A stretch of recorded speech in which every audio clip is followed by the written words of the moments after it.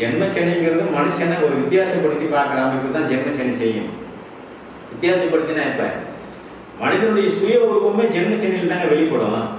நீ நல்லவனா கெட்டவனா அப்படிங்கிறது காமிக்கிறதே ஜென்மச்சனி தான். சனி பிடிச்ச உடனே தான் தெரியும் உன்னை சுற்றி இருக்கிறவன் எத்தனை பேர் கெட்டவங்கிறத நீ கண்டுபிடிப்ப. அது வரைக்கும் தெரியாது. சுற்றி இருக்கிறவன் அப்படின்னா நீ சம்மந்தம் இல்லாதவன் நினைக்க வேண்டாம். சுற்றி இருக்கிறவன்லாம் சொந்தக்காரன்னு சொல்கிறேன் நான். மாமன் மச்சானா இருந்தாலும் சரி, பக்கத்து வீட்டுக்காரனா இருந்தாலும் சரி, அப்பா அம்மாவாக இருந்தாலும் சரி, சகோதரனாக இருந்தாலும் சரி, அப்போ தானே அவனுடைய உருவமே தெரியுது. உனக்கு எதுவுமே செய்ய மாட்டேன், கொடுக்க மாட்டேன், நீங்கள் இருக்கக்கூடாதா, உனக்கு சொத்தே கிடையாதுன்னு அப்பா அம்மா சொல்லி அனுப்புகிறவங்களாம் நான் பார்க்குறேன். கொண்டாட்டி நீ புருஷனே இல்லைன்னு சொல்லி பார்த்தவங்களாம் நான் பார்த்துருக்கேன். இந்த மாதிரி ஒரு நெருக்கடியான காலகட்டங்கள் ஜென்மச்சனியில் அங்கே வரும்.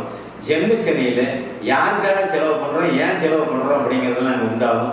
அதே சமயத்தில் கடனை வாங்கி இன்னொருத்தருக்கு கடன் கொடுக்குறது. உனக்கு கடன் வாங்குறது தகுதி இருக்குது, அதை இதுக்கு இன்னொருத்தருக்கு கொடுக்குறேன். உனக்கு யூஸ் பண்ணுற மாதிரி இருந்தால் நீ கடன் வாங்க. உனக்கு யூஸ்